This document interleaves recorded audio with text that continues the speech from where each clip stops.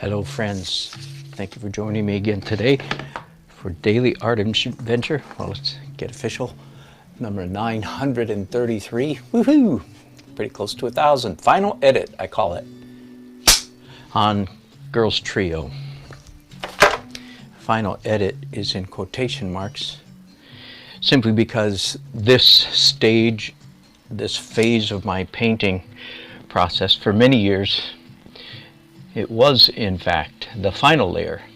Now my style has migrated somewhat, and I have several stages or phases after this, but this layer still serves as the primary editing layer, so I still call it final edit. All right, what else do I need to show you? Well, I can zoom in a little bit so you can see what's going on a little bit. This is just a random selection of girls singing that I downloaded from Google. I have another picture here. Let me put up one more. This is from my brother-in-law's Facebook page. His daughter and two of her friends also singing. So those just give me a little bit more facial, because I don't have photographs of these girls in this position. I have, let me show you if I can find them really quickly. I have photographs of them, here we go, in different positions. So this, surprisingly, this ended up being the most helpful photograph for this girl. And here are the three girls, not in this order, but anyway, I'm just giving you an idea of the reference. Here's another shot of two of the girls. All right, so that's some of my reference. And I've already been working on this morning, on this painting a little bit this morning without your company. I know, of all the nerve.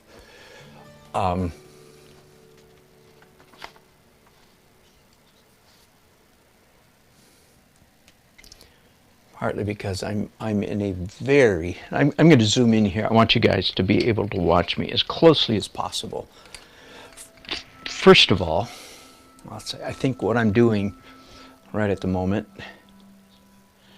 is some of the most difficult, I'm not sure, is that the right word? Some of the most difficult painting. Oh, hey, by the way, before, if some of you watched me yesterday, yesterday's work was this sketch right here and these two sketches, and believe it or not, that was most of a day's work. It doesn't look like much, but it was. Anyway, so just for those of you who wanted to see how those turned out, there you go real quickly. So let me bring you up to speed on what it is I'm trying to do here. Because I don't have a good photograph of these girls, and my client, who is this lady right here, this photograph was taken in 1980 or 81.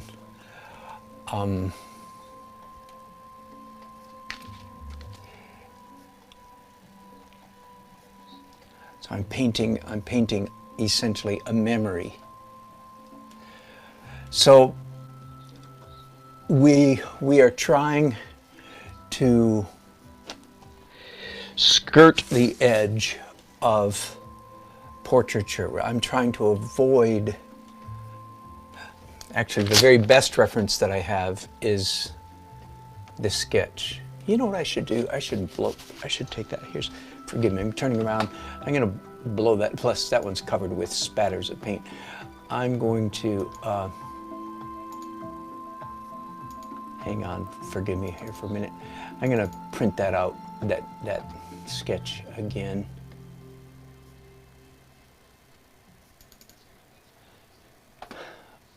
So I have a little better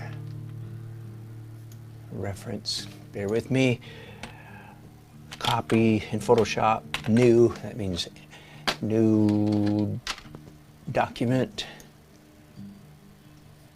Yes.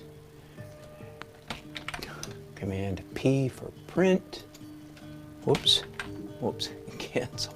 Yeah, you gotta paste it first. Okay, now print. Ooh, that looks pretty good. Just about fills up the page. And all right. So while it's printing, so the challenge here, and in a way, this is the challenge is classic.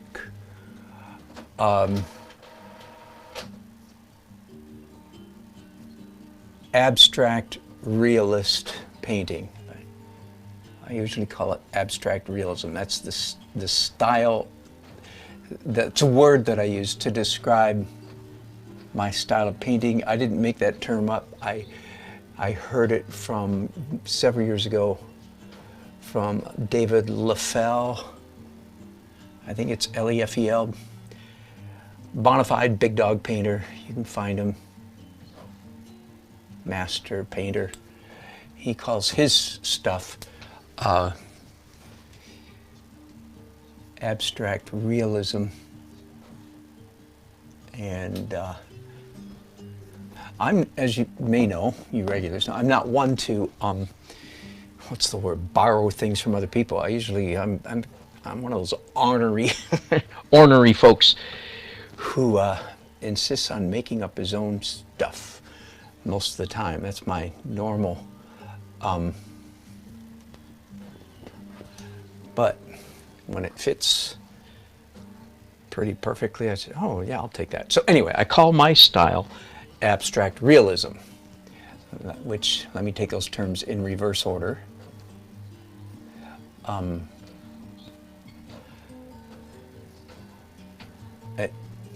It's quite apparent, I would think, to everyone that my painting definitely falls in the realism category. It's a representational painting. There's no question about that. There's no question that these are three girls standing around a microphone and singing, etc. Right? Okay.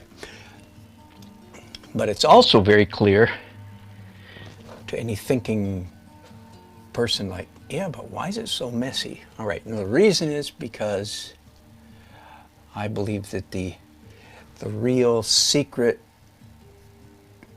the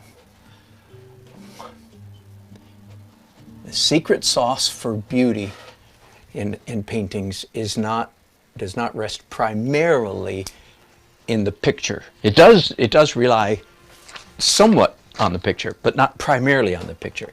I think primarily the beauty is a byproduct, consequence of all of the abstract elements. And of course, in that, I am not at all unusual or unique. Let me expand you out here. I don't need this then for right now, do I?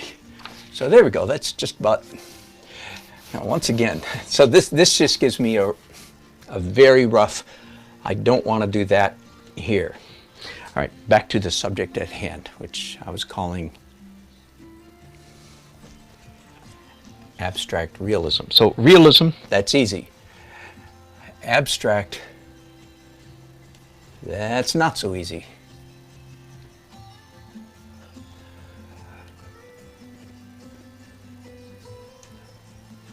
So I want every mark that I make to be spontaneous, or have the appearance, at least, of spontaneity. Now, the most traditional term would be loose, and you and I, if you're regular, we have beat that horse to death.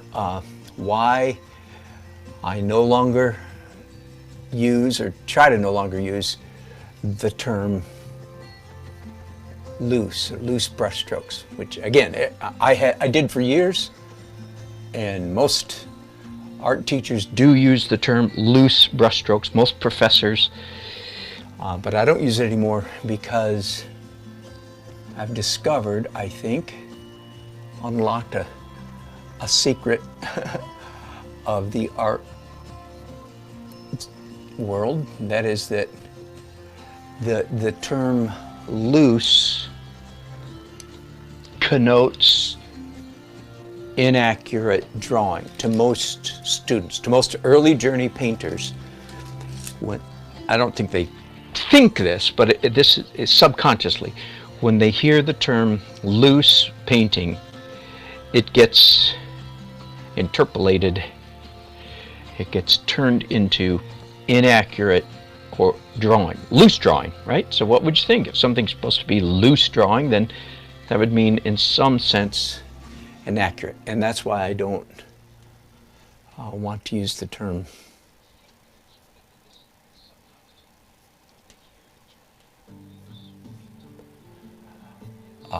loose anymore. Instead, I want to use the term energetic stroke. So this painting, because of the specific assignment, is going to be a classic example of this concept, energetic stroke. So just watch the way that I move, and that will speak way more than anything I could say with words. Well, Mr. Dan, what do you mean by energetic stroke? Okay, glad you asked. Then just watch.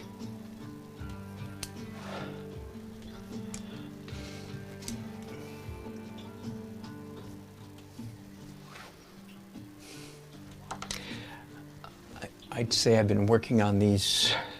I've put about 30 or 40 minutes of work into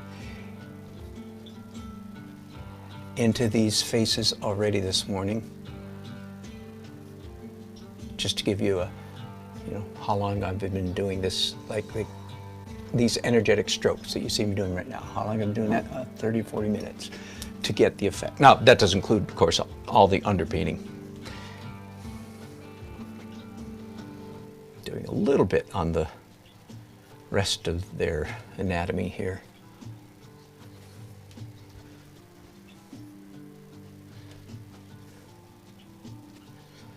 Again, the term messy is in a very loose sense, and I do sometimes use the word. For years, my goal has been for my paintings to be more accurate and more messy, so I do use that term, but it's not the most accurate. Energetic strokes, I think, is a much better description of what I'm aiming for here.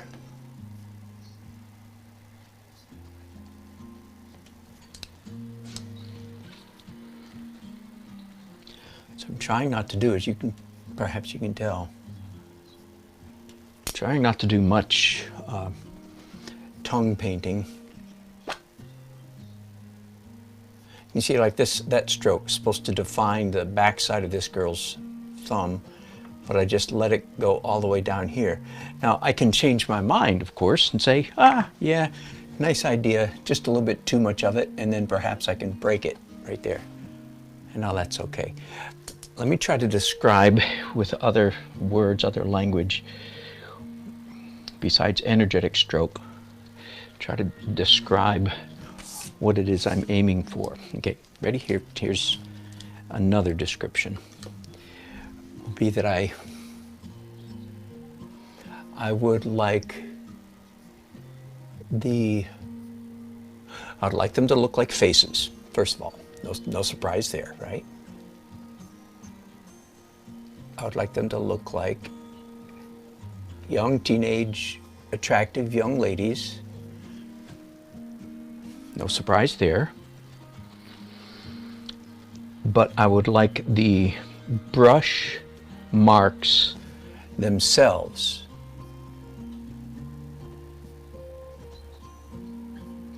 to be, that doesn't work well. To be paramount, preeminent, more important than the picture, than the faces. It's obvious that they're girls' faces, even young, teenage, pretty girls' faces singing. So that's a lot of That's a lot of information, right? By the way, I'm quite happy with the way this one is going right now. So I do want them to look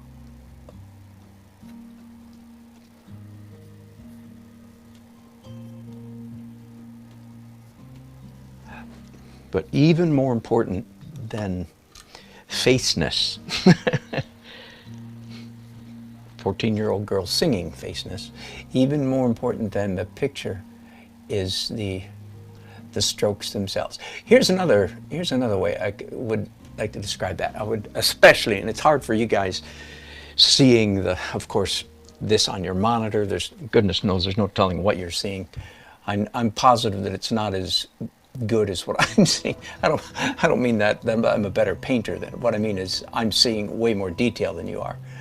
Of course, that kind of goes without saying, right? So you're just asking to kind of take my word for it and try to put yourself in my place here. When I look, and then in the future, when a viewer, when a consumer of the art, when a person who's just looked, my client and all of her friends, when they look at this painting, here's the process that I would like them, here's what I would like their brain to be doing. Forgive me, I'm stumbling and all over the place, so forgive me just a second. I would like their mind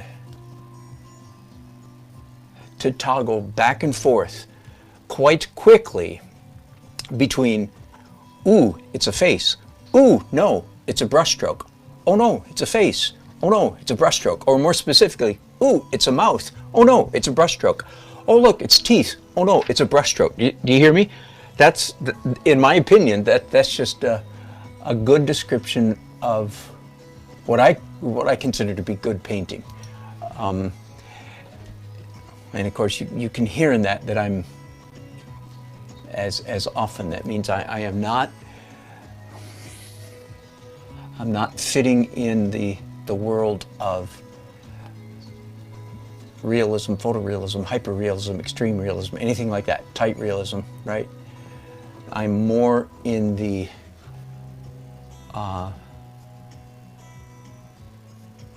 camp of Rembrandt, which the painting god over us all.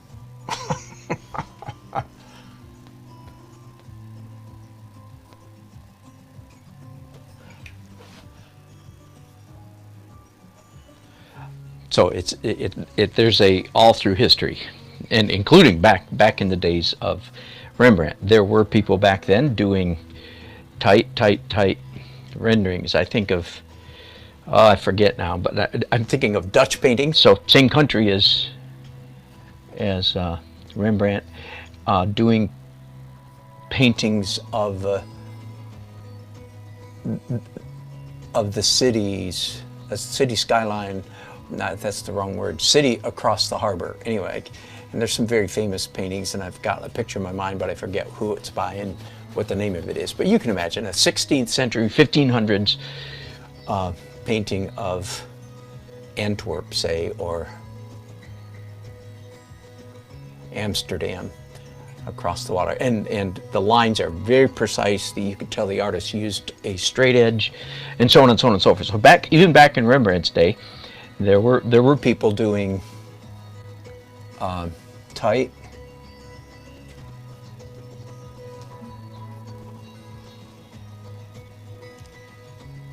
you could say hyper-realistic paintings. So it's not like that's a recent invention by any means, but many of us, most of us through art history have, I would think it's fair to say most, yeah, I think so, have tended to follow the lead of Rembrandt over the, but there's never been a shortage of artists who do tight, realistic stuff. So, in fact, and I do on occasion, as you may know if you follow me at all. My small portraits are pretty tight. not this. And as an illustrator back in the day, I did my share of photorealistic airbrush stuff. You can see that on my website.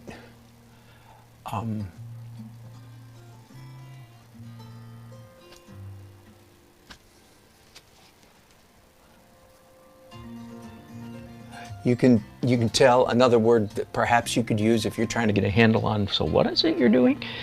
I think it would be fair to say that I'm trying to make most of my strokes quick, rather, again, bold. Now you might say, uh-oh, now you've done it. Look, that looks horrible. Correct? Except we're not done yet, right? So I'm very likely to come back then, as I am, with a light colored paint. I was trying to indicate the shadow under her bottom lip. I'm still not happy with that. Maybe now. By the way, now I very much expect with this particular painting that when I get to what I think is a reasonable finishing spot, I'm going to show it, send a detailed, unless maybe I might take the painting itself to my client and have her look at it and let her say, I think you could do more detail, or she might say, no, I think you should do less. I think it should be more. And in this case, I would actually, if you will, allow my client to do such things.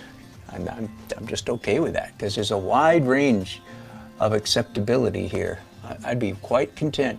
By the way, here's something crazy, huh? Using literally a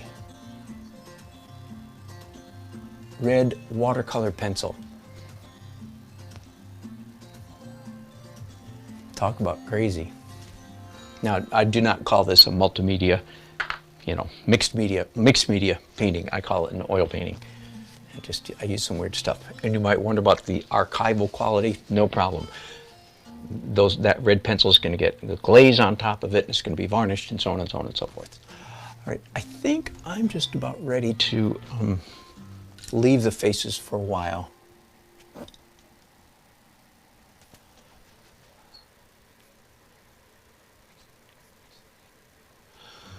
Whew, yeah, let's get away from the faces and expand out to some of the rest of the painting. I'll come back to the faces again later. Now, again, this is what I call my final edit, but it's no longer final. That is, it used to be in years past. This would be the final layer, but it's not anymore. Where do I go from here, you may ask? All right, so tomorrow, now I don't know that I'll be painting this tomorrow. I've got a mural job, again, tomorrow, and I can't take you guys with me, unfortunately, so unless I broadcast tomorrow evening after a long, hard day's work, which is not extremely likely, I won't broadcast tomorrow, which is unfortunate. Anyway, the next time I come back to this painting, it will be dry. So what comes next? Probably glaze, different colors over the whole thing. Perfectly transparent glazes. Again, tending to be in broad brush zones, not details. I don't do glazes with these kind of brushes. I do glazes with 1, 2, and 3 inch brushes. And then, well, maybe not in this order. I might do broken color next, glazes, and then sparkle. So that I've got at least 3 layers to go. And I'm just saying that's for those of you who are perhaps wondering, like, well, what if you said it's not this last layer? What's he going to do next? All right, so that's it. Broken color, glazes, and then sparkle. And sparkle actually consists of several several things. That's the latest addition to my painting technique, is the sparkle layer, which is mostly, the word sparkle refers to adding one more very discreet, just here and there and here and there, layer of lightness, just like the word suggests, sparkle. So it's that plus a little bit of palette knife texture, or impasto, thick paint, that's in the sparkle layer. And then there's something else, and it's slipping my mind right now, so I'll think of it when it's time to do it. Give me just a second here. I'm cleaning all the flesh tones off my glass palette, so I have room to mix up other colors. I think I'm gonna stick with the girls here just for a minute, and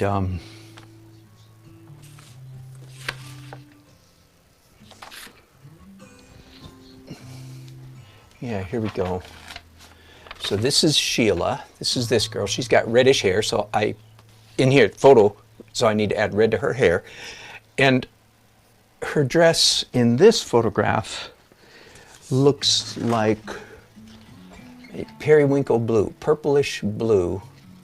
But in this photograph, this is a real photograph, which of course is overly red in tone, right? An aged, a 40-year-old photograph. So I don't think it's supposed to be that red, but I'm really kind of shooting in the dark.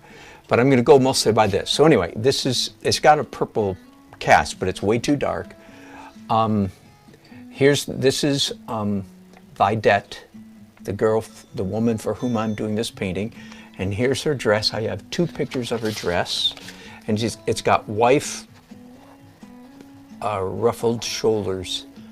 Here's another picture. I'm just bringing you guys into the process. Same dress, but I had to colorize this in Photoshop. In the real photograph, this was almost pure gray white. There was almost no color.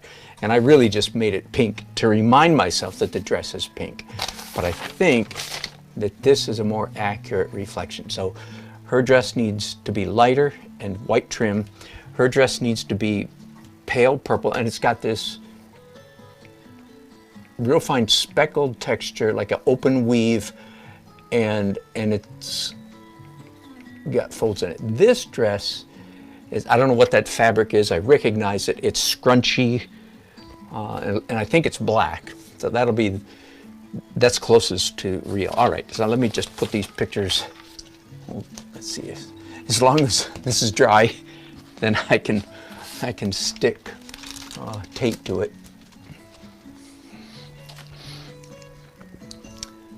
Let's tackle this. Let's tackle Sheila first.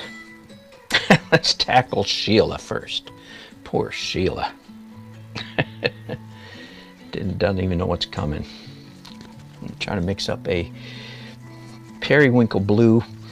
Now, I certainly do not want my ultimate lightness. Like eventually this dress is going to be considerably lighter. So I'm pulling my fingers this way to show light up, dark back.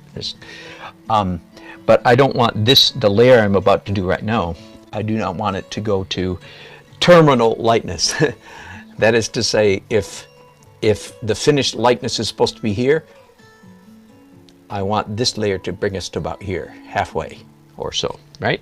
Because that's what the sparkle does. What I'm saying right now, by the way, is not a Dan Nelsonism. This is plain old art professor language, and it's often stated this way: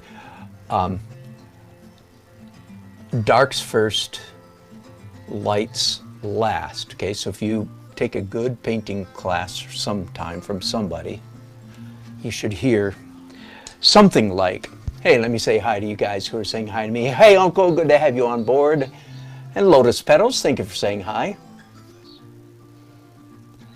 And Uncle, you're exactly correct. No, Uncle says it seems harder to do abstract realism. That is exactly what I think, which is, unless I missed my guess, I would think most non-artists would look at a hyper-realistic painting, as they do, like you see online everywhere, and go, wow. Okay, and the people generally that are saying wow are those that don't have the skills to copy something realistically. It takes time, don't get me wrong. Super realism takes time. It's kind of like a 1,000-piece jigsaw puzzle, right? But that doesn't mean it's hard. To a real and I love jigsaw puzzles. To a real jigsaw puzzler, hard is a relative term. Well, what do you mean by hard? It's hard to people who don't know how to do puzzles. To people who are good at puzzles, it's just going to take a while. But that's not the same as hard. You know what I mean? And that's the way realism takes a while. Oh, no question. Lots of patience involved. But hard, that's not really the right term. All right, I'm going back to some flesh tone. All of a sudden, when I do this girl's collar, I realize, oh, wait a minute. I've got the V coming down off center. So let's see if I can. There we go. That's better. So yes, Uncle, you're exactly correct. In my opinion, and I'm not saying I've done a good job, but I'm on the way, much more difficult than realism. Realism takes time, and it's slow. You have to have patience. You have to exercise, very extreme degrees, if you will, of the powers of observation and so on and so forth. But the hard part about abstract realism is every dang stroke, the way you put the paint on the canvas is the most important thing. So anyway. And frankly, that's why every once in a while I'll do a hyper-realistic painting. It's been a while since I did one. The last one I did not, a year or two ago was a still life. It's called Learn to Draw, I think.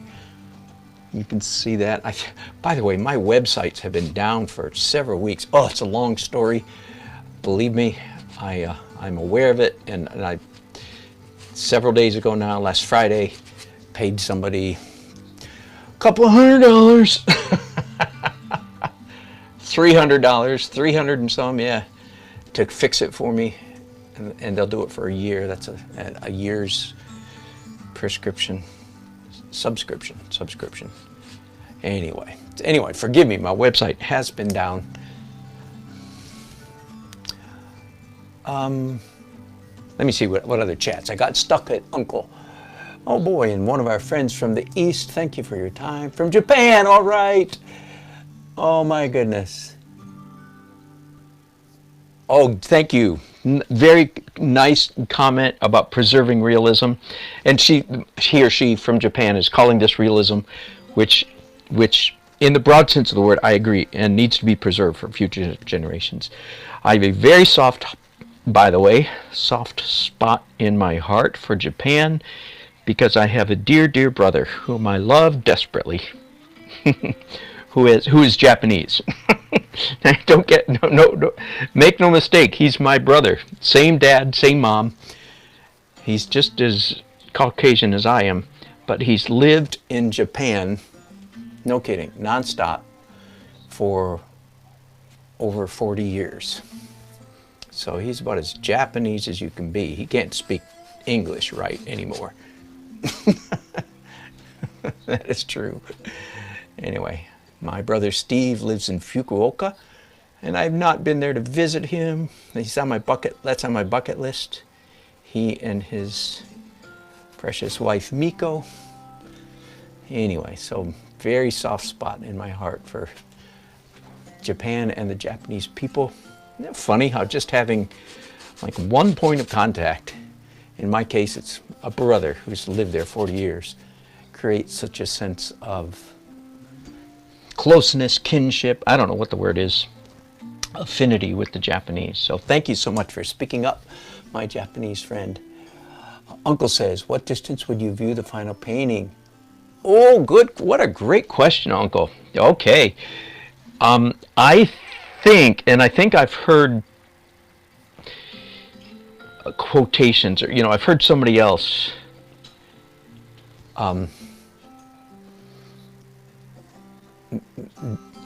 describe that in this way, that generally speaking, artists, those of us who are artists, we look at paintings quite differently from the non-artists among us. So I think you're exactly correct, Uncle. I think that most people would view a painting, and a painting should be, what's the word, viewable? Is that optimal? At about 6 feet, at an arm's length plus, so 4, 5, 6 feet, I guess I'd say. But understanding that if an artist comes up, I mean, I'm guessing, don't most of you guys, if you go to I had to move the camera, if you go to an art museum, as long as the guards don't yell at you, you know, you'll be going like this, because they don't want you breathing on the painting. I know, so go like, wear a mask. That's where we should wear a mask, is the art museum. Anyway, you and I, us artists, we'll be going like this. In fact, given the chance, we have a magnifying glass, right? But we're the weirdos. Yeah, there's no question. We're the oddballs when it comes to viewing art.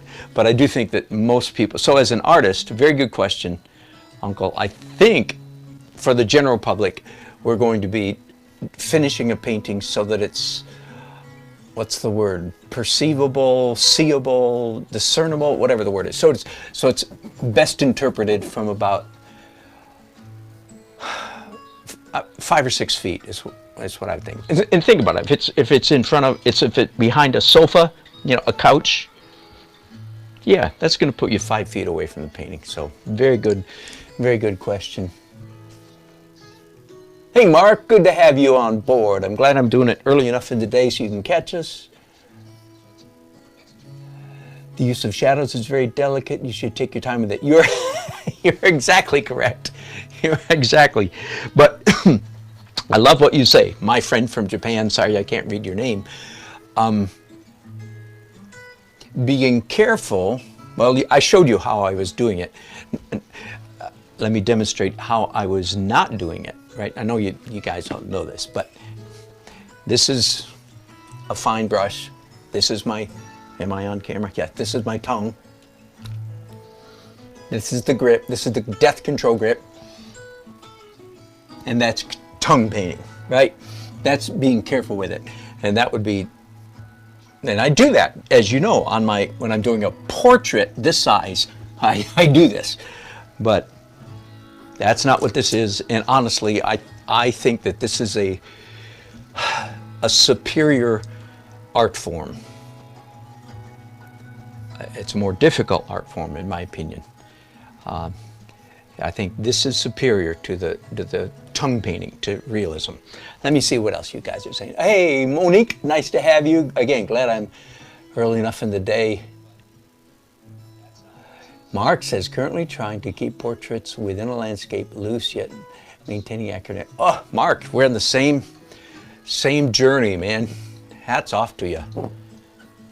You know exactly what I'm saying, don't you? Loose, but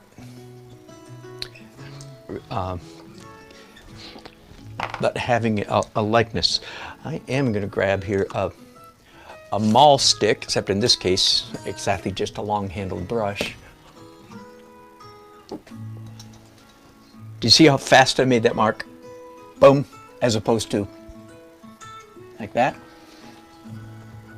Let me put it this way. Whoa! I don't know if I like that or not. That got carried away.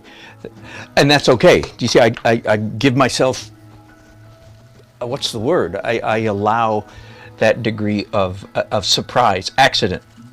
Bob Ross's best term, happy little accidents. Here's another way to describe good painting, kind of taking it from another angle. Every move we make with our hand, or hands in my case, with our hand and our brush or pencil, whatever it is, every move leaves a perfect history of that movement. I mean, to an uncanny degree. It really, I've been teaching this for decades, and I'm still often astounded. It's almost like magic. If you let me get kind of weird for a minute. The degree to which the mark on, let's say on the canvas, let's limit ourselves to painting for the moment. It amazes me the degree to which the mark on the canvas perfectly records the movement that was made with your hand and or brush. Get it? The viewer can tell, and again, no way do I expect a non-artist to understand what they're discerning, but nonetheless, the observer is going to get a feeling from every mark that you put down. They're going to get a feel. That's all they're aware of, it gives them a certain feeling. And the point I'm trying to make is it's astounding to me how accurately the mark indicates the movement. The mark is a record of the movement. The mark is a history. I'm going to exaggerate slightly and say the mark is a perfect history of the movement. All right? So, let's go the other way around then. As artists, as practicing artists, this is kind of weird, and I'm sure this could take you in a bad direction, but let's stop short of badness. So therefore, as an artist, you should be focusing, at least at some point in your journey, you should be focusing mostly, I'm going to exaggerate slightly, so hang on, brace yourself, put on your seatbelt for an exaggeration. You should be focusing entirely on your carpals, metacarpals, and phalanges, and your humerus and radius, humerus, radius, ulna. You should be focusing on how your body is moving. To say you should be focusing entirely. That is an exaggeration, okay? I want you to understand. But it's an exaggeration that most early journey painters need to embrace in order to get to good painting. I teach this, I do this often when I'm teaching a live painting class. At some point, let me just demonstrate this real quick. At some point during the class, I'll pick up a couple brushes that have no paint on, and a dry part, and I'll paint like this. And the students are confused because they're looking at the canvas and they're saying nothing's happening. And the reason I do that is because I want them to say yes, yes, yes. Ignore the canvas. What I want you to see is the manner in that the essence of my movement. Do you see? Because most students, most early journey painters, if you paint, they will ignore the teacher's hands, arms, and they'll focus on the canvas. See what I mean? So anyway, that's just a little trick that I guess I just did it for you guys, didn't I? In a sense. So think about how you're moving. All right. I'm happy with that purple dress, at least for now. It's going to get at least 3 more layers on it. Does that make sense? The 3 layers will be broken color, then probably a glaze, transparent glaze, and then some of that wiped off. So you can call that 1 step or 2, putting a glaze on and then wiping it off. It's either 1 step or 2, whichever you prefer. And then sparkle. And of course, sometimes I do additional layers, that sort of unplanned, if you will. I'm going to tackle Vidette dress. It's about time that her dress has been largely ignored throughout this entire painting process. And once again, I'm using a razor blade to scrape off my glass palette. A glass palette is just one. There is no such thing as a perfect palette solution. Every palette solution has strengths and weaknesses. So this is just this is the one that I have learned to live with. I do like tearaway paper palettes. They are, however, warning, horrible. Unless you take steps. They're horrible for plein air painting outdoors because they will blow away in a heartbeat. So you really have to clamp them, clip them, weigh them down in some way. So you don't go outdoors with a tearaway paper palette unless you're also equipped to clamp it, weight it, whatever, anchor it in some manner. Anyway, plus one of the downsides of the glass is that you tend to waste a fair amount of paint because you scrape up, but you waste a lot with a paper palette as well. So anyway, there is no perfect solution. Welcome to the wide and wonderful world of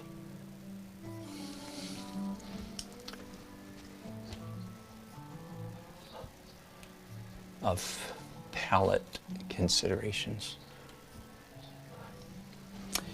Man, trying to see what color pink that is, so hard to tell. And I guess my client Vidette, she can correct me. Oh, and there's no V here at all. Rather high collar up there.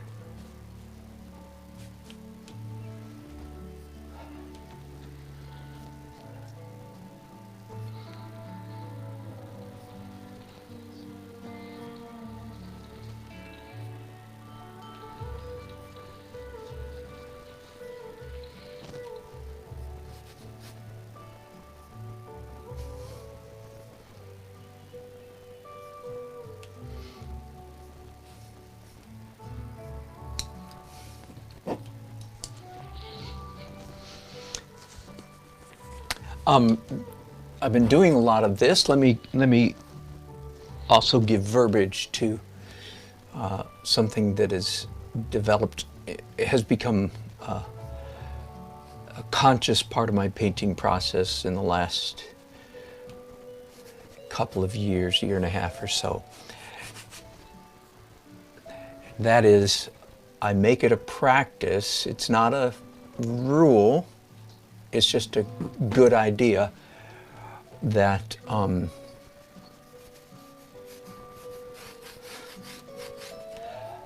most of the marks, or many, I'm going to exaggerate and say most.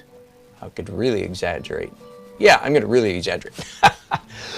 I'm going to say every mark, understand this is an exaggeration, but sometimes this is the way human beings learn. You have to kind of hit them with a 2x4. Right. Every mark that I put down with a brush, I come back and modify, either with scratching or with a rag or what you see, or a pencil. Okay, and so that's not truly every stroke. But if you want to learn from me, if you're in the process of learning, okay, then try to make that your practice. Every stroke that you put down, you come back and mess it up. In some way. One of my favorite tools for that is the handle of these cheap chip brushes. They're really, see, they make a nice kind of a fat scratch. By the way, that's a nice mark right there. Which brings me to another way to say what I've been saying lately. This is one of my, what's the word? Principles. Okay. again, perhaps to help you be a better painter.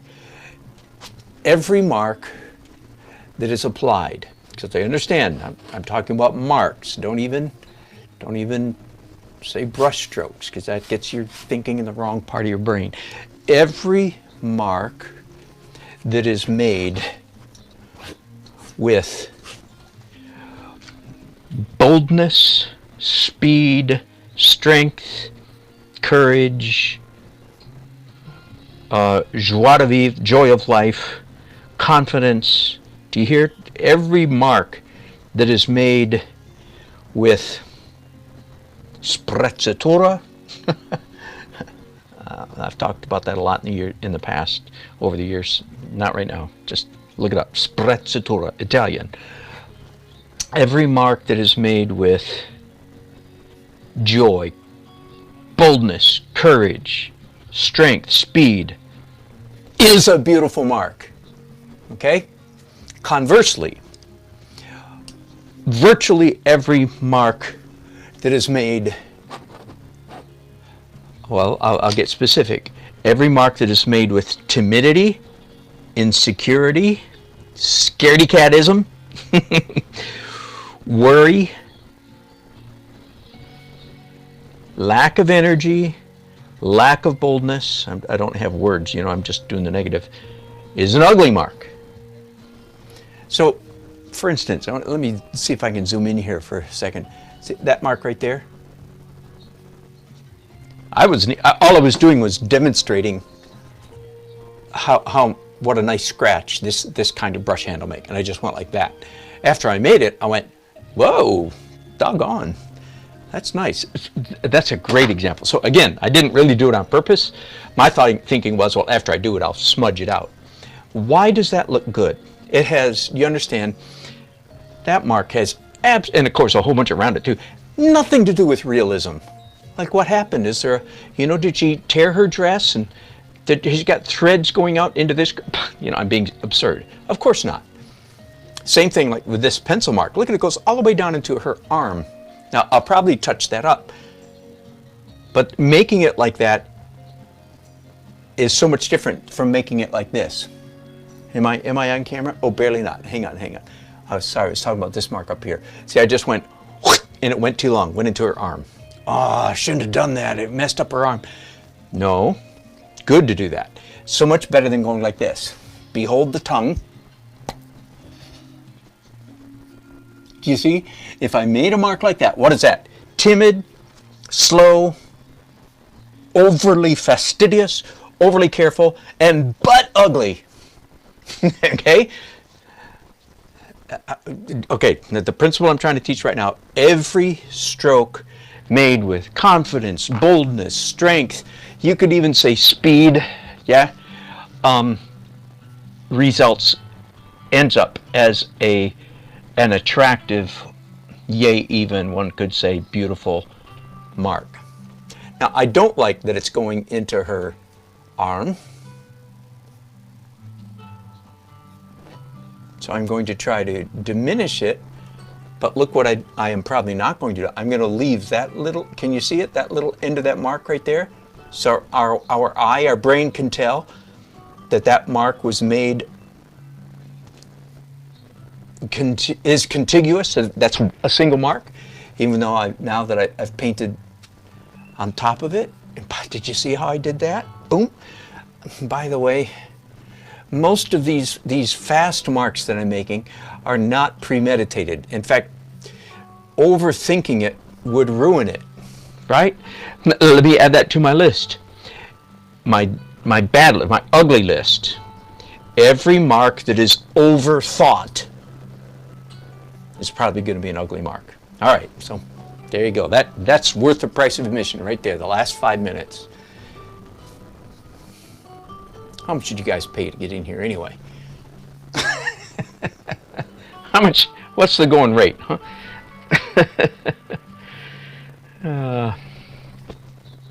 Okay, I'm going to go back to some pinkish stuff. By the way, I'm changing gears slightly. I'm trying to indicate, as I'm sure you can tell, I'm trying to indicate a pink pale pink dress, of which I don't even have a good photograph. I'm looking at this right here, and those are the two pictures I have of her dress, and this color I did in Photoshop. So, you know, there's a lot I'm having to make up. All right, I think she needs a little bit more on her chest.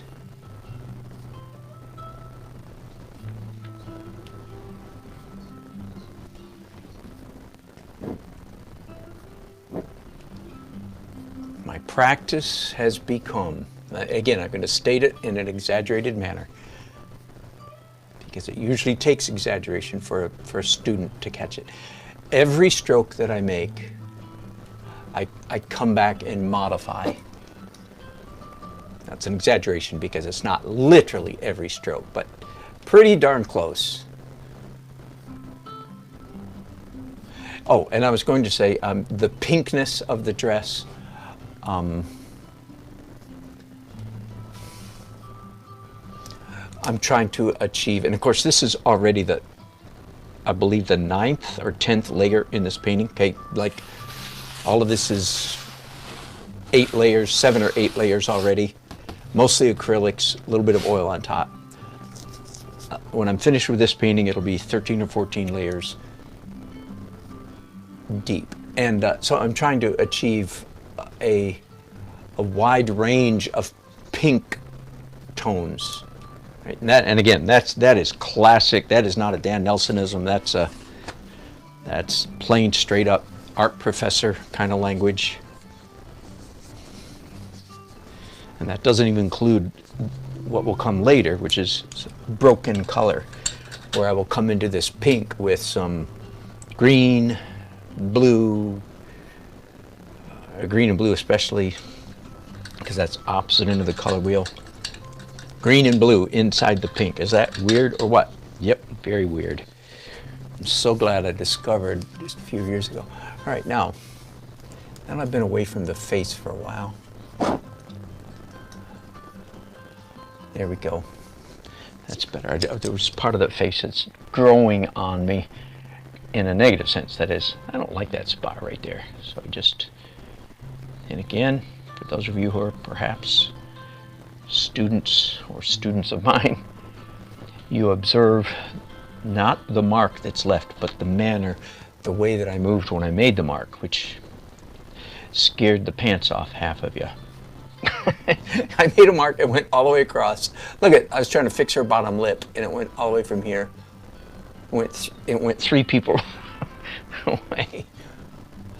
Now, by the way, let me point out clearly, why is that not quite as dangerous as it sounds? Well, because the painting's not finished. So if I, in fact, do actually make a mark that goes across 3 faces, and then I decide, whoops, too much, usually it's it's not that difficult to come in and touch it up a little bit. Okay, but there's another mark I'm going to make right here. I think that's better. Hang on a second, let me look. Oh, so crazy. Painting this way is so crazy.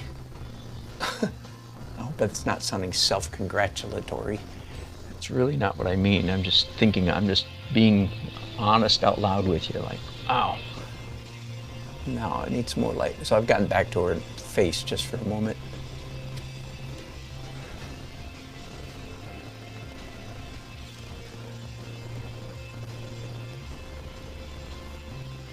See, the crazy part, I've got to make it look like she's an attractive girl without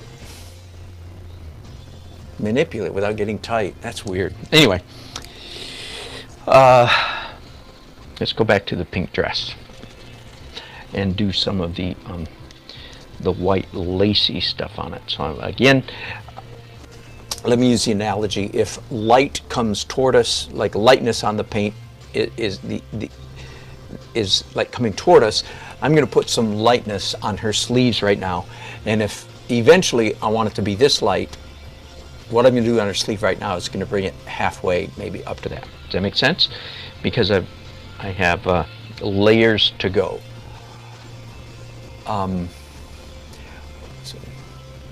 So why don't I do it all right now? Well,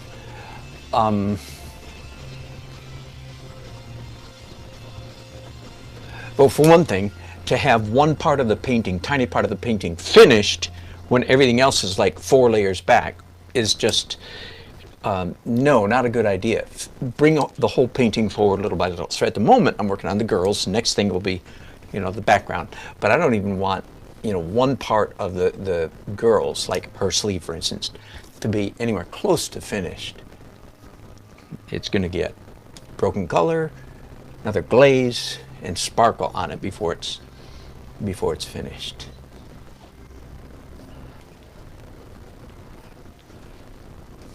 Not crazy about that mark. No worry. See, better to put down a mark fast and loose that is an attractive mark, and then if you decide, oh, I don't like the way this worked, then you mess with it. And oh, by the way, so this mark that I just did right here went into her chin, and I don't like the way it looks on her chin. So see what I'm doing right here? So I'm sort of cheating a little bit by just pushing back that abstract mark. All right, I'm getting too deep in the woods here. All right, I think I'm ready to leave the girls now for a bit. Let's go to some of the background. Phew, finally. And as you can see, this by the way is this final edit layer is certainly the slowest phase of the painting. In fact, I think generally speaking, I spend as much time on the final edit layer as I spend on all the other layers put together. Most of the other layers are very fast, very quick. As if you watch me often, you might know that that's correct. Often when I'm like painting, especially live at a wedding or something, and I'll be going through layer 1, 2, 3, 4, 5, 6, 5 minutes per layer or something like that. And going, man, I'm really cooking. I am ahead of schedule. And then I'll hit the the final edit layer and go, everything slows down. I have said often, it's worth saying, to say it again, that well, I'll do it the other way this time. If you are not familiar with my painting process and you're watching me now for the first time, then trust me, you're getting a very distorted impression of how I paint. Okay? I usually say it this way. If you are watching me paint and you only watch the first 7 stages, first 7 layers before I get to this layer, then you're getting a very distorted view of how I paint, right? Because most of the layers, most of the stages of my painting process, both before this and after this, are quite quick, fast, loose, lots of energy, a lot of kinesthetic movement, and so on. And if all you saw was me doing those layers, you would get a very wrong impression of my overall painting, because you would say, oh yeah, Dan Nelson, he's a guy that paints like crazy, he just paints really fast. Unless you catch me doing the final edit layer. Okay, so this is the layer that balances out. Yeah, and just as it sounds, just why I call it final edit, this is slow, thoughtful, lots of, and I'm going to contradict myself, because a little while ago I said if it's overthought, it'll look bad. But now I'm going to say lots of forethought, so it's a relative term, okay?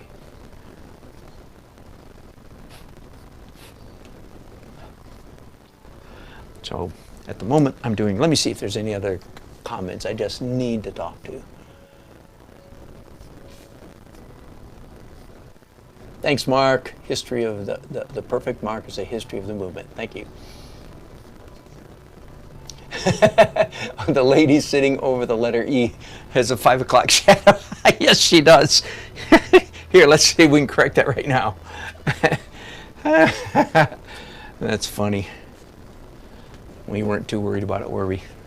I don't know what she's got now. Some kind of growth on her face.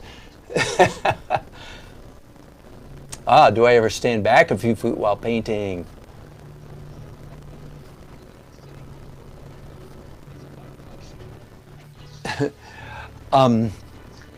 Uncle asks a very good question. Do I step back? And the answer is no. I think that is a decided weakness of my painting practice. So thank you for reminding me. I don't stand back often enough. You know, it's funny. Part of the reason is because I'm broadcasting so much of the time, and so that kind of keeps me nose to the grindstone. And I think you're exactly right. Painting too close all the time is kind of like tongue painting. So now I will say in my defense, if you will, that I think I don't know what's the word. I don't want to make a comparative statement, but compared to many painters, I have kind of mastered the magic of abstraction, so I can kind of see what it looks like from a distance, even though I'm standing up close. But I still think that is a weak aspect of my painting. I should stand back more often. I just did it while I was saying that to you guys.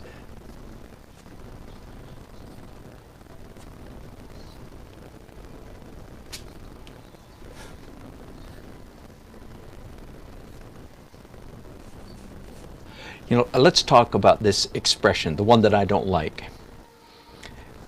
Loose painting, which again is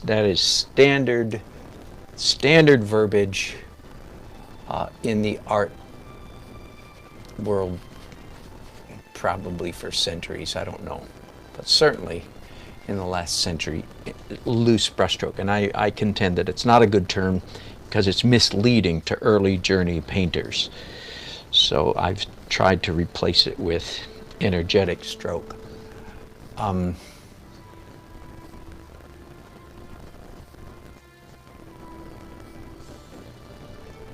But using the traditional terminology, most painters in the world that I inhabit, so that I wish I could say I inhabited the space of like Oil Painters of America masters. I mean, I could pay my dues and go to the meeting, but I am not an OPA-M. That's on my bucket list. I'd like to become an Oil Painters of America master before I die, but who knows whether that'll happen. So most of the artists whose work I see, and artists that I talk to, so like my students and my you guys and people that do my critique sessions, come to my critiques and so forth, most of them would say, quote unquote, I wish I could paint looser. Okay, so that you see why I'm using the traditional terminology, because that's what most people use. They say, I wish I could paint looser. And unless I miss my guess, oh, Uncle 60, thank you, bless your heart, $20, donuts and coffee. Thank you. The rest of you, I have one patron. His screen name is, I won't violate his privacy at the moment. His screen name is Uncle 60. If any of the rest of you want to join Uncle 60, that's an exaggeration, by the way. I did have a man give me about 10,000 rupees or something from Chile a couple months ago, and I thanked him and I laughed, and I said, yeah, it might be worth 10 cents or something. Got online, found out it wasn't even worth 10 cents. It was worth like 9 cents. Whew, that was funny. Anyway, I thank him anyway. It's the thought that counts. Anyway, if Uncle is not my only patron, not my only giver, but if any of you want to follow his example, that's more than generous of you, and I appreciate it. Uncle, thank you so much. I do appreciate that. And of course, I don't get that money for a couple weeks. I get paid by Google once a month. But that doesn't keep me from spending your coffee and donut money today. As you know, Uncle sent me money for ice cream a couple weeks ago, and we sent him a video of our grandchildren eating ice cream and telling him thank you. That was fun, wasn't it? I'm glad I thought about it. I had the presence of mind to think about it. That was nice. That was this girl's face. And dang, I like her face. I like her face. I don't like her face. Dang. And she's the star. I mean, this is the person I'm doing the painting for. So that, well, I'm going to leave it. I'll just come back to it later.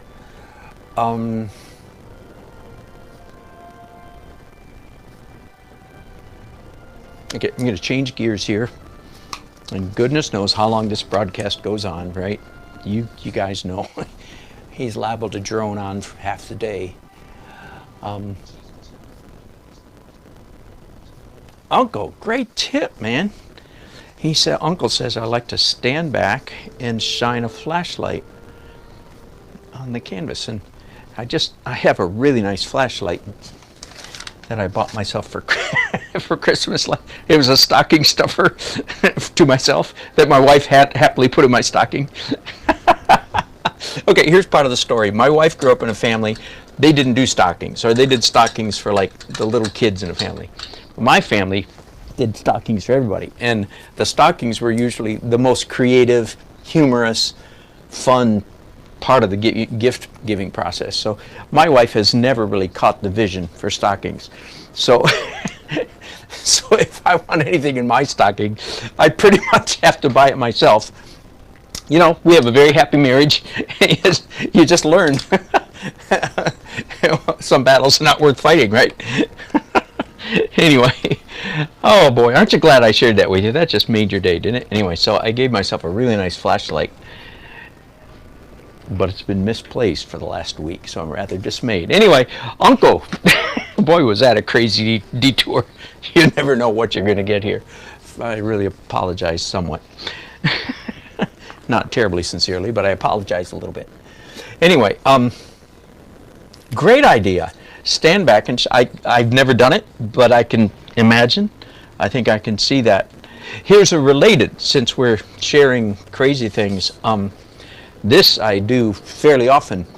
This is a good tip. When your painting is finished or nearly finished, whatever, look at it in a mostly dark room. Like, if 0 is bright sunlight and 10 is black, look at it. Put your painting in a room that's about a 7 or an 8 twilight, pretty dark.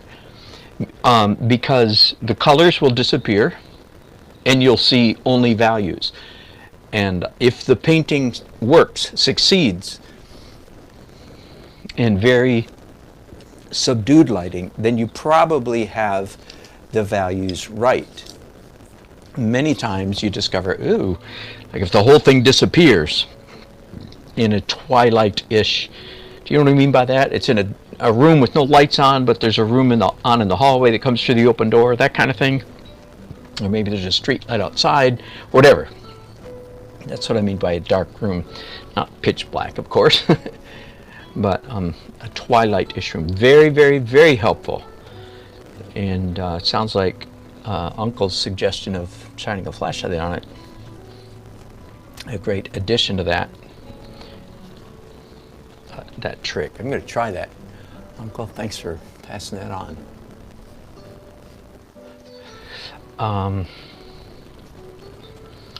Okay, I want to do some dark on the faces here in the background.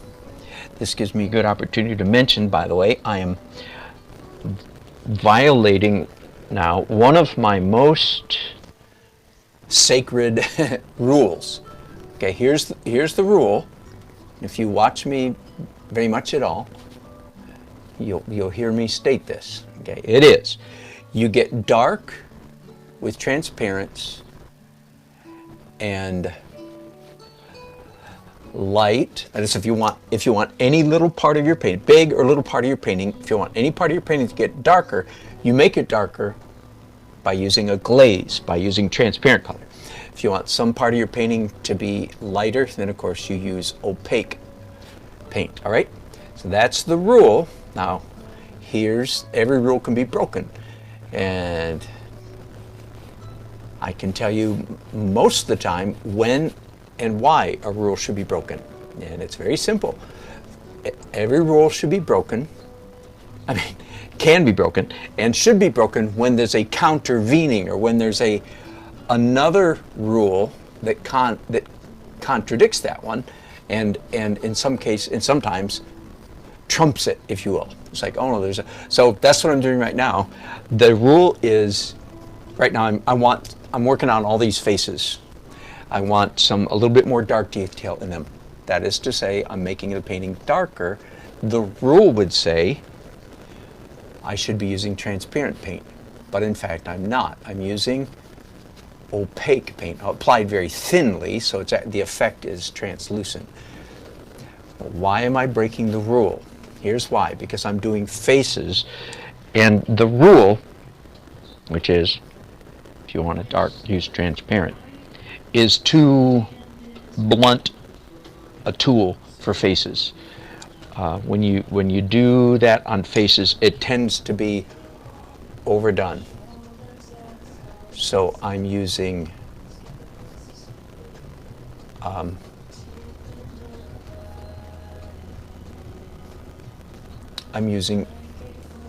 dull, opaque brown to create details in these faces. All right, so it's fun to be able to show the violation of a rule.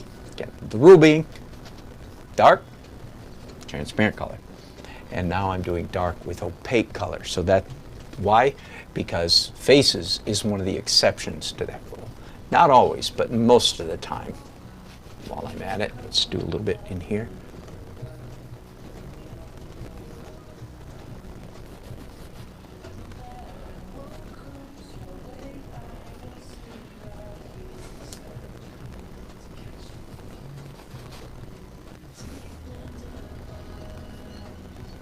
All right, now that I've done some dark on those faces, I can easily come back and do light. Now, the second half of that rule, you get dark with transparent, you get light with opaques. You can't violate the second half of that. You can't get dark, you can't get lighter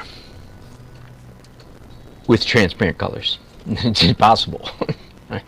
If you can't understand why, then never, never mind.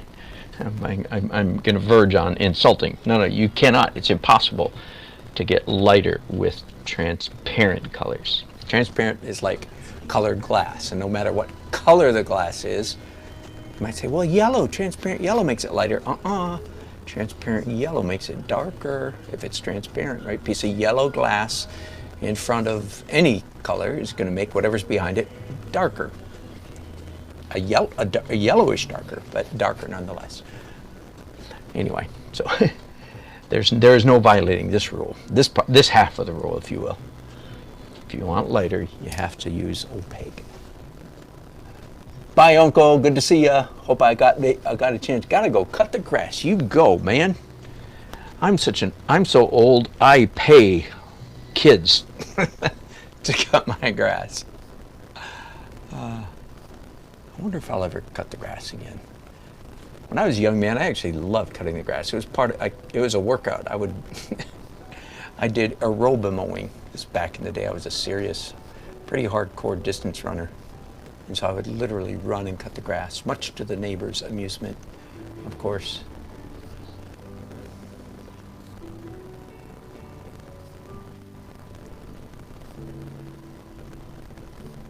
Let's paint some telephone receivers. All these people have old-fashioned telephones, of course.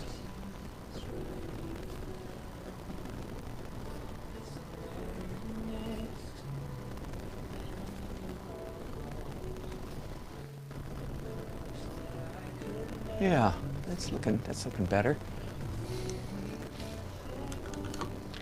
And hello, Susan. Nice to have you on board.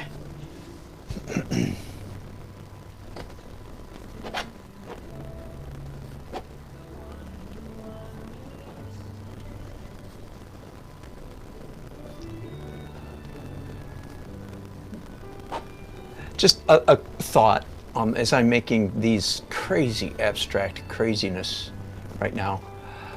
I want to be clear, especially if there's any young artists watching.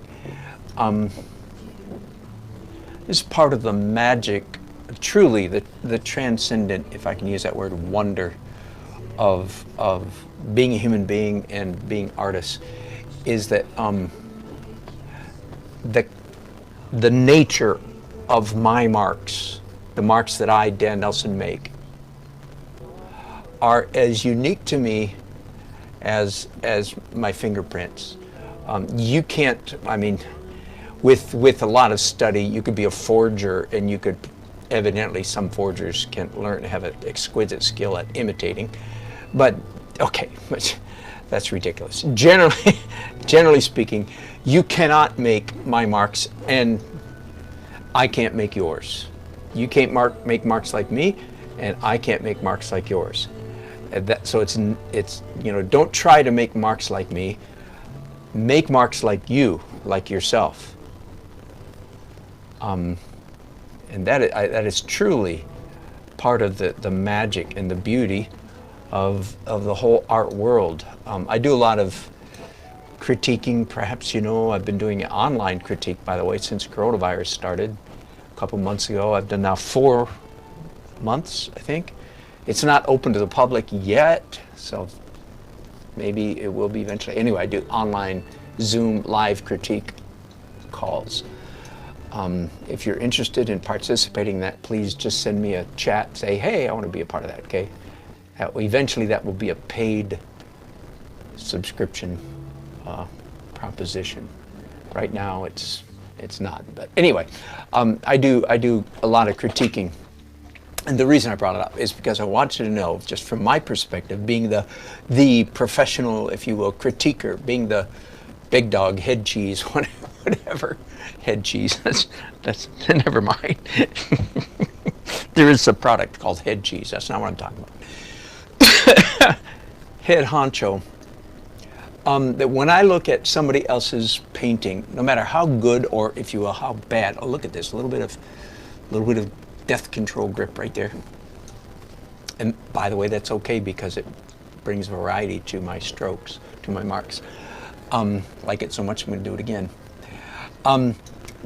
I promise, the very first response that I have to any painting that a human being has worked on is a sense of glee, delight, pleasure in their marks. I can tell you the truth, that is virtually every painting I ever critique, my initial reaction is like, oh, look at that. I am not kidding. And I think it's just because I have maybe, I don't know if it's a gift, or I've trained myself to be delighted in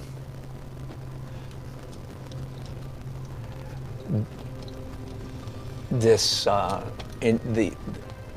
this very principle that every mark, every person makes their own marks and nobody else can make their marks. And I really do get a sense of pure delight.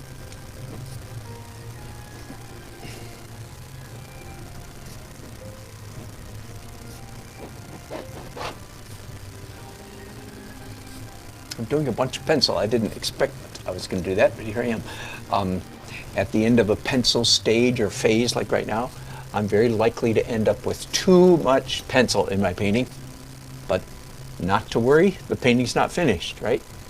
Don't worry about anything like that until it's the last of the last layer. So in subsequent layers to this, there's little question that I'm going to cover up much of those pencil marks. All right. Hello, Artist B. Good to have you on board. Thank you for speaking up and saying hi to us. Good to have you with us. I am just about to end this interminable. But if I terminate it, that it means by definition it's not actually interminable, is it? And I do plan to terminate this broadcast. It just seems interminable.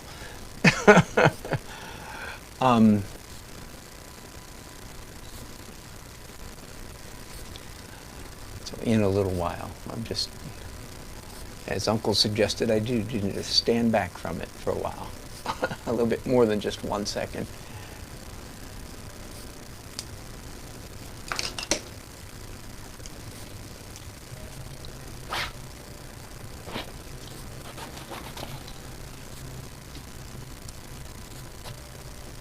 Never paint with your fingers.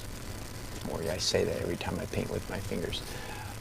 Then I usually say, but I'm also very careful not to have any cobalts or cadmium, no toxic. And we don't even know if they're toxic yet, but anyway. Play it safe. There's no cobalts or cadmiums on my palette. So I feel a little freer. There are no toxic pigments on my palette, so I do feel a little freer to use my fingers than I would otherwise.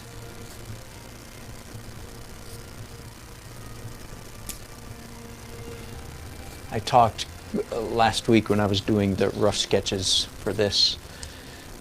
I did a lot of rough sketching. And just for those of you who, let me see if I can show you my last. Okay, so just for those of you who missed it, this is my second to last sketch. This is my third to last sketch, which you see as a mirror image. It's more detail. And then I took that image and scanned it in Photoshop and did a lot of halftone stuff to it in Photoshop, and then printed it out the exact same size as this canvas. Then I put charcoal on the back, taped this to the canvas, and traced it. So very unusual for me, very unusual to start a painting with a tight drawing, but because of the subject matter, that's what I felt like that's what was called for in this case.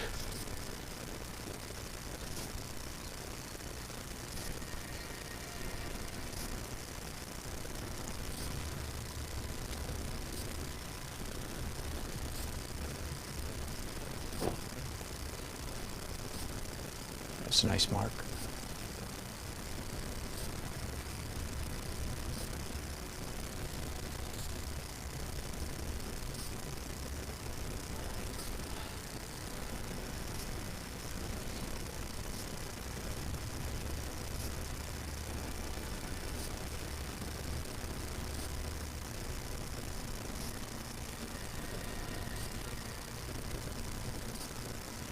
Something about her eyes I'm not crazy about, but I don't have a clear vision at the moment for how to fix it, so I'm just going to leave it. I'll come back to it later when I can look at it with fresh eyes.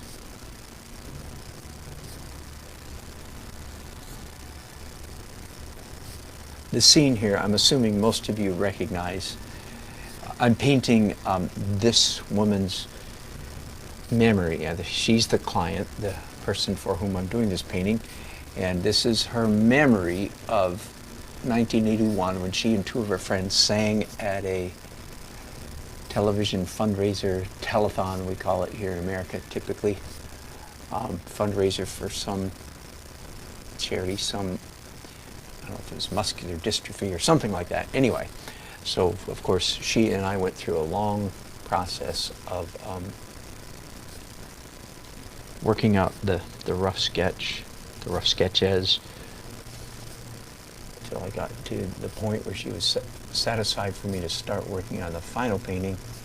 Still much, as you can see, much to be determined in the final painting.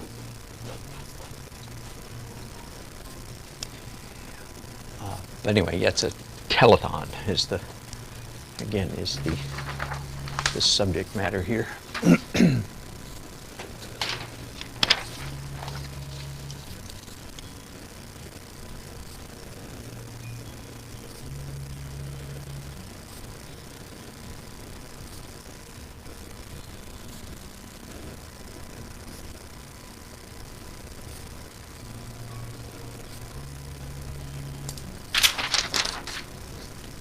Okay, there's one more thing I'm going to do, I think, and then I'll take a break, and that is I want to introduce the background of the painting. Of course, is almost perfectly monochromatic at the moment. A little bit of blue there, but I want to correct that a little bit right now. I want to introduce some color into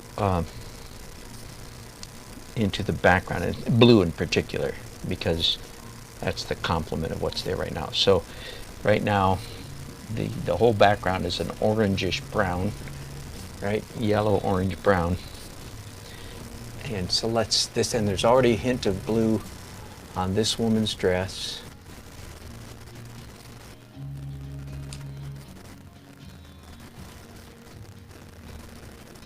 By the way, I mentioned a little while ago, and most of you weren't listening at the time, it looks like tomorrow, the next 3 days, I will be back painting a mural in a business in North Carolina, which means I will not be able to broadcast, at least I can't broadcast my doing the mural. Too bad. I did ask before I started the job, and they said no.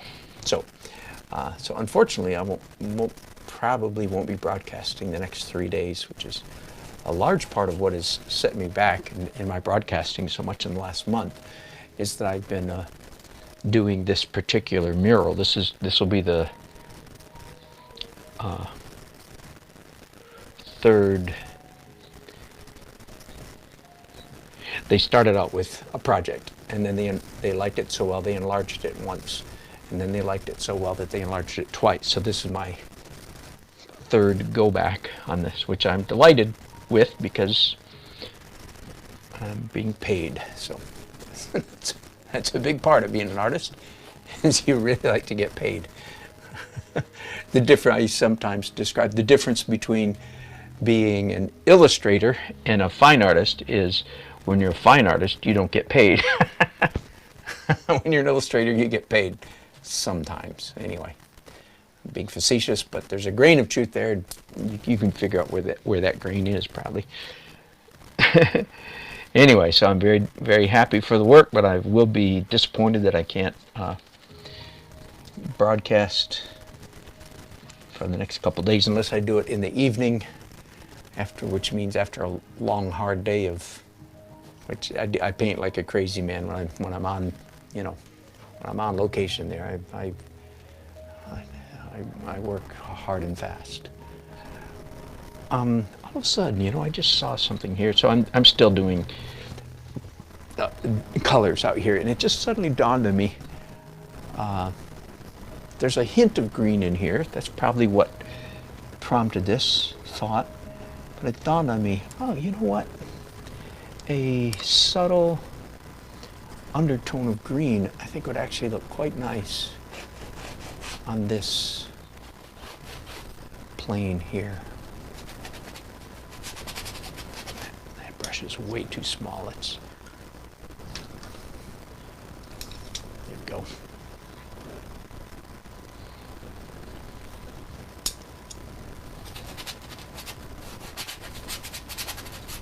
Oh, I started a subject a while ago, and then I dropped it and never got back to it. So it was this. I was talking about how most people say, most students, sorry I dropped this. Most students would say, I want to paint loose, all right?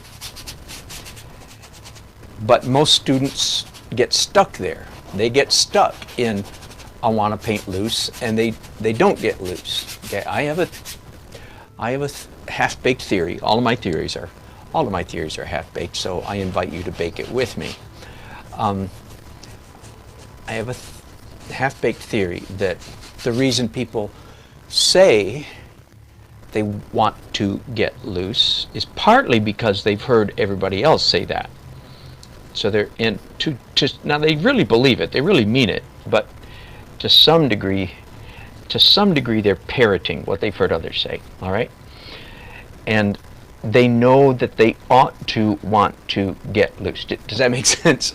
They know if they want to be a cool artist, they better want to get looser. All right, and again, I don't approve of the term loose, but I'm using it because that's the ubiquitous term.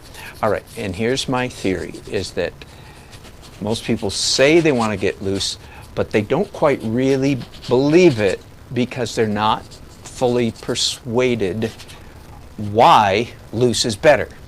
Okay, so that they believe loose is better, and they might even look at other people, probably look at other people's paintings and say, wow, they're loose, I like that. But they're not, and I mean, I was in college, you know, my professor said, you want to paint looser, right? They spouted the mantra, but I don't remember any of them ever explaining. Maybe they did, maybe I missed it, but I don't remember any of them ever explaining why. Okay, so I think I've got part of the reason why. I'm sort of doing a deep dive, psychological analysis, if you will, of why loose is better. All right, you ready? It's because in a tight painting, the artist, the painter, has done all the work. To use a metaphor, every T is crossed and every I is dotted. All the rivets on the boilerplate are painted. Every reflection, every jot and tittle, I'm using a whole bunch of metaphors, right? In tight realism, all the artist, the painter, let's limit myself to painting, has done all the work, okay? And that does bring a certain kind of pleasure to the viewer. It really does. And I think you're kidding yourself if you don't think it brings any pleasure to the viewer. It does. In fact, probably more people on the planet derive an immediate pleasure out of realism than loose realism. All right, so most people say they want to get loose, but they don't really know why. So here's, in my humble opinion, here's why. You want to paint looser because when you paint looser, the viewer has to enter into dialogue, not with the artist, but with the artwork. The viewer has to work, has to interact with the painting, and in particular, has to interact with the painting in order to interpret, if you will, what's going on. With realism, no such interaction is needed. The viewer is passive. The viewer just opens their eyes, looks, and absorbs, if I can use, again, metaphorical language to a degree. In a super realistic painting, the viewer doesn't have to do any of the work. All they do is look and go, wow, wow, look at all the work that person did, wow. All right? But with abstract realism, I'll call it my term, my favorite term, the viewer must engage, interact, and do mental work, and really the work of interpretation. Of course, that's certainly what I'm aiming for here in these faces. I want the viewer to go, ooh, paint, or ooh, mark, or ooh, brushstroke, or pencil. Mark, I'll use the term mark. I want the viewer to go, mark, ooh, lips, ooh, mark, ooh, nose, and go back and forth. I already said that earlier today, so I want the viewer to toggle back and forth, and that's what I mean by doing work. With my paintings, if I do a good job, which is a big if, but if I do a good job, the viewer has to burn some calories, so to speak, to put it in a peculiar, in a crazy form. Mark, we took the Mark helped me take the car. Uh-huh. And we came back, and I got back and I went, oh, I need to take those things to Tiffany's. He said, I'll do that. So I've just texted him her number and the address. Tell them to put it on their screened-in back porch. On the table there. Yep. Is there anything else that you need today?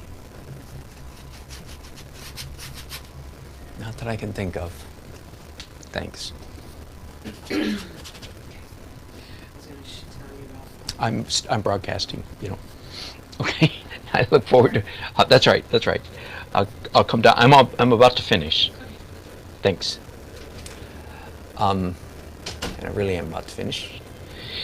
Sorry, I should have turned the camera so you all could see my lovely wife, wonderful wife of 40 years, Nancy.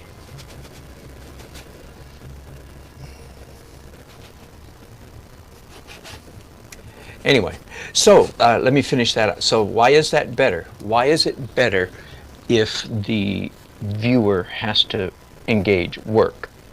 The answer is because in the work is a lot of where the aesthetic experience, where the buzz, the joy juice is released in the viewer's brain to a greater degree when they have to engage. So that's the important part. I hope I didn't lose you before I got that part. Why is abstract realism better, in my opinion? Because the greatest joy juice is released in the viewer's mind, heart, soul, whatever, when they have to work for it. That kind of makes sense, doesn't it? It's kind of like a free ride versus, you know, that's not a perfect analogy, but it's makes us think of some other parts of life. Oh yeah, it's kind of true in life, isn't it?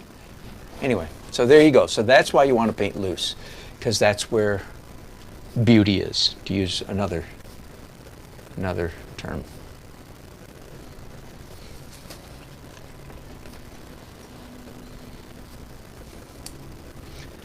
I'm going to do just a little bit more, I think. And I'm almost off the camera, but again, I've got a dirty, very dirty purple gray on my brushes at the moment. And it seems like a good color at the moment. It seems like a good color for the floor down here.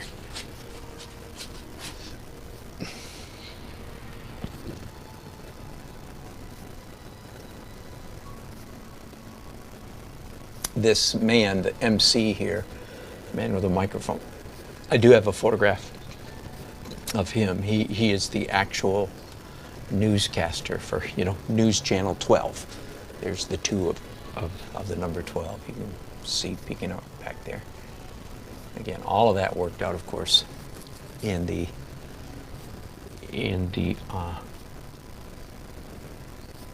sketch phase of this project. All right, I think I'm ready to take a little break. If I find myself, it's 2:20, if I find myself doing anything fun, interesting, exciting, any of those later today, I will do another broadcast. Sometimes that happens and sometimes it doesn't. I do have another commission that I'm anxious to get started on. I kind of like having more than one project going at a time. You know, one project provides sort of mental relief from another. So that's the case here. I've got this, another one that's a completely same size, blank canvas. And if I start that, I'll broadcast. And I've got the mural that I'll be doing the next 2 days. And then I've got an illustration that needs to be done this week. So I'm happily busy. One of the principles I've learned about working is, have you heard the expression, there's a name for it, I think, for the name for this principle, but the principle is that every job expands to fill the time allotted to it. That is, if you give yourself an hour to finish a job, the job will take you an hour. If you give yourself 2 hours to finish a job, the job will take 2 hours. If you give yourself 40 minutes to finish a job, very often you can finish it in 40 minutes. Anyway, so I've discovered for myself, because I don't have a real hard deadline on any of these, which is a danger. That means I'm in danger of lollygagging and taking more time. And you don't paint better when you take more time. Necessarily. You can, but not necessarily. Anyway, so I like having several things going, and I'm more likely to paint more efficiently. Generally, I'm happy with the way this is painting going right now. That's good news. I'm not done with the final edit. I hope to finish final edit today, let it dry, and then the next time I get back to the painting, it'll be, maybe I can get to broken color today. That would be even better. Final edit, broken color. When I come back, glaze, wipe off some, and then sparkle, which includes some impasto, that is some thick paint, often applied with a palette knife here and there, just for variety. Pure variety, that's all. All right, let me let me say goodbye to you. What are you looking at there? We once again, my upstairs studio is doubling as a bedroom for a member of our extended family that's staying with us, yahoo, for a while. This is not new to us. Anyway, any chats I need to say? Artist B, thank you, man. Thanks for speaking up. All right, bye, y'all. I hope I can see you later today, or somebody later today. Thanks for your company. Appreciate it. Bye-bye. Where do I turn this off? Suddenly I'm confused. Wait a minute. Oh, that's right. It's over here. Bye-bye.